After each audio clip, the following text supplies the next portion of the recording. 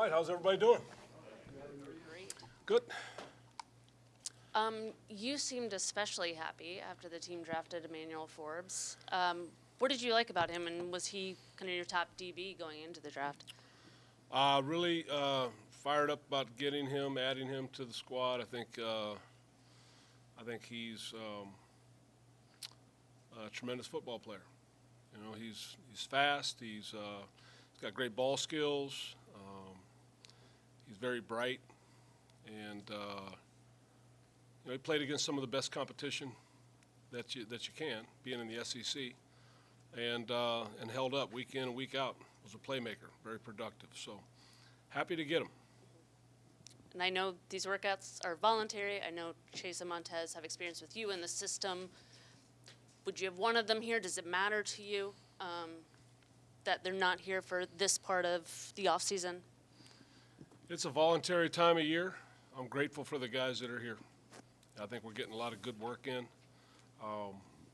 really establishing our culture and putting in a lot of good work, you know. I'm just appreciative of the guys that are here.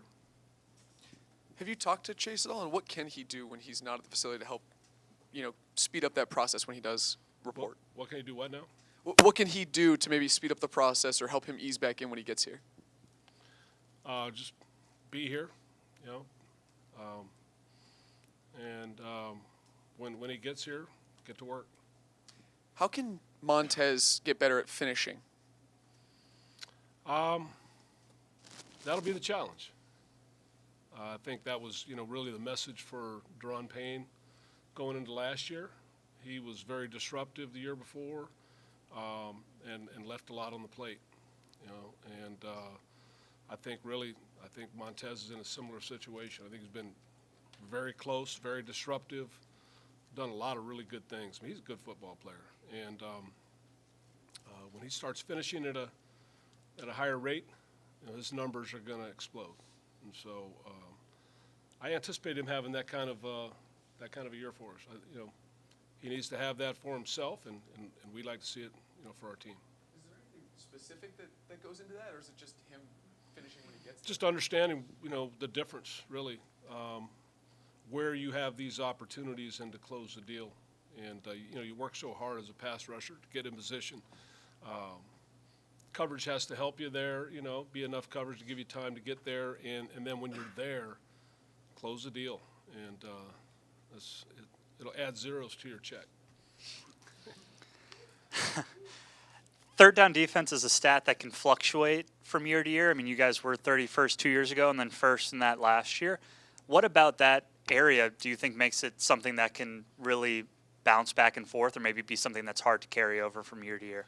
I don't know. I'm focused on going forward, being as good as we can be, helping our football team win. You know, so third down comes, that's a money down. We've got to be able to get the ball back for our offense, and we did it at an excellent rate last year. And, you know, looking forward to getting after it and finding a way to do that well again this year. What were maybe the main reasons why you think you were so successful on third down last year, things that you can replicate this season as you look forward? I mean, it's all competition. I mean, you try and dial into things you guys can do well, and you know, it's always a combination of rushing coverage and working together hand in hand and understanding how people are trying to attack you and utilizing the people you have to get them stopped. And I feel like we've found a good rhythm with that last year and did a solid job in that area, and you know, we'll look to do the same this year. I feel like one of the themes we've heard from the guys is talking about creating more turnovers. Yep. And it's something that you can talk about, but obviously something different to implement. How do you balance kind of creating more turnovers while keeping guys, you know, disciplined in their drops? Well, it's not a matter of being undisciplined to create turnovers. It's you know, we're working on the fundamentals of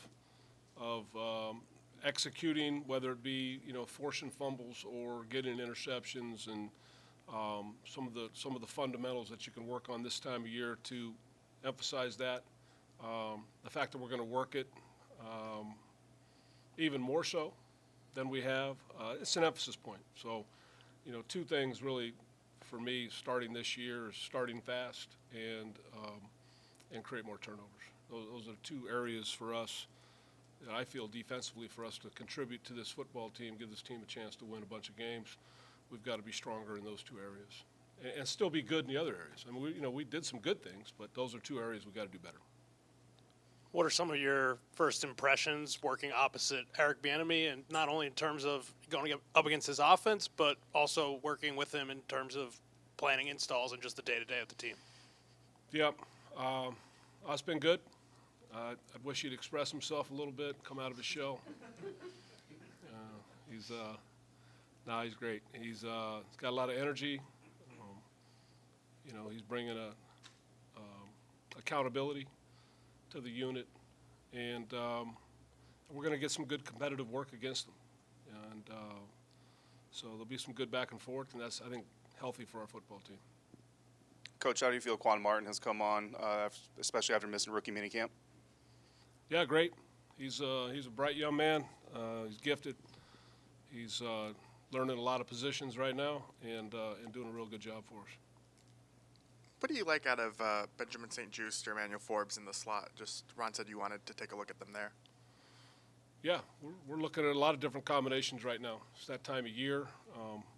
Build depth, build understanding, and Benjamin's been excellent. So inside, outside, he's having a great off season, and I think getting ready to have a real good year for us. This may be stupid, but with Emmanuel Forbes, is when a guy plays primarily outside in college or all of outside, and he does really well at forcing turnovers, can he carry that over to a new position? Like if he's learning inside the slot, can he still be as instinctual in terms of when to go for an interception and that sort of thing? He's pretty natural at picking his spots, going for interceptions. So, yeah, where we end up displaying or deploying our guys at the end of the day, we'll see. But we're building flexibility right now. Guys are learning different positions. We're trying to make guys uncomfortable right now, get familiar, learn more than one role, and where we have some versatility, some flexibility, will be to our advantage as we go forward. Ron's talked about his desire to be more of a supervisor kind of role, letting you guys run your units, all that. What have you seen from him and his comfort level in kind of blazing that trail into that role? Ron's been great. 4 years with me. It hasn't changed a great deal. We share whenever he's available and wants to dig into it. We'll share, but basically he lets us do our thing, and so we've got a good staff. I'm really pleased with the way we hired from within when we lost Chris Harris and elevated Christian Garcia and elevated Brett Wieselmeyer, and I really like the way that staff is working, or the defensive backfield is working. I think they're doing a great job. They're doing a lot of teaching, and I think doing a great job with it. So I'm excited about the way that's coming together. Is that kind of unique or special, that level of autonomy that you get here to run the unit? No, not really. No, I mean, it's pretty. I mean, I've done this a while, so I think I think maybe there's a little trust there, knowing that very, very transparent. We're going to clearly show Coach what we're wanting to do, and if there's ever any question or ever anything he wants explained, or ever anything he wants to understand better, we knock it out. But he really has been very trustworthy, allowing us to do our thing, and I'm the same way with the guys, the staff, the defensive side. I mean, I believe in the power of the staff. I believe in us all contributing, and whether it be Reggie Howard, our brand new quality control guy, or whether it be Brent Wieselmeyer, the head of our defensive backfield, I'm counting on those guys all contributing. Jack, now that you're playing the zone match for the second year, I guess, to build, how can you build on that? And do you see a difference even in the spring about where they're at in terms of their understanding and where it can go from here? Yeah, I mean, we mix our coverages. I mean, that's we do a little bit of everything, and yeah, I like the way it's worked. I think the guys are more comfortable in what we're asking them to do, and the new guys are showing the ability to learn and kind of catch up quickly. So, yeah, it's been good. Then I know he's on the other side of the ball, but you've been able to watch Sam Howell on the other side, and just I'm curious what you've seen in terms of progression from him over the course of the last year. Yeah, I like Sam. I like the work that I see them putting in. You know, obviously, it's a new system, so there's going to be a little bit of growth. But I think he's got a chance to be a good player for us, and that'll be very important. You know, if he plays well, it gives us a chance to do real well as a team. So obviously, I'm pulling for him. With regards to Jamin Davis, obviously he's not able to do everything right now. When you look back at what he did, I know you want to look forward, but when you look back, what was the things that he did that stood out to you most as far as progression? And then therefore, what's the thing for him this year that you're looking forward to seeing him take that next step? Yeah, that's it. Take the next step. You know, I thought we had more splash plays and less, you know, what the heck are you doing plays. And we need that trend to continue. You know, year 3 now, we should expect him to be at his best, and he's going to be challenged. I'll be honest with you, you know, because our guys are attacking it. I mean, they're doing a great job. Cody Barton's come in, and he's shown that he's going to be a valuable piece for us. And guys like Khalid Hudson have been playing outstanding. You know, I think he gained a little bit of confidence from that last outing against Dallas. You know, he went out there and played really well. So he's come into this offseason full of energy and getting a lot of reps because Jamin's not going. So when Jamin gets back, the key for him is going to be eliminate some of the what the heck is this plays from his game and have some more of those splash plays where he does bring the ability to have some of those splash plays. Last one. And for Cody Barton, obviously Cole Holcomb out, he comes in. Right. What's the difference? What is Cody going to bring you? Maybe not so much that Cole didn't, but what can he do for this defense? What stood out to you when you guys were deciding who to bring in? Cody's a bigger man, so I mean he's going to bring a little more thump in the middle of our defense. He runs well. You know, Cole ran well.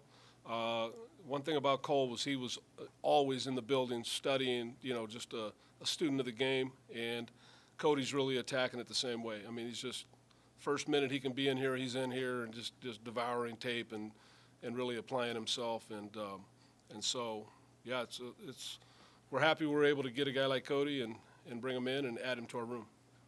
Thanks, Coach. All right.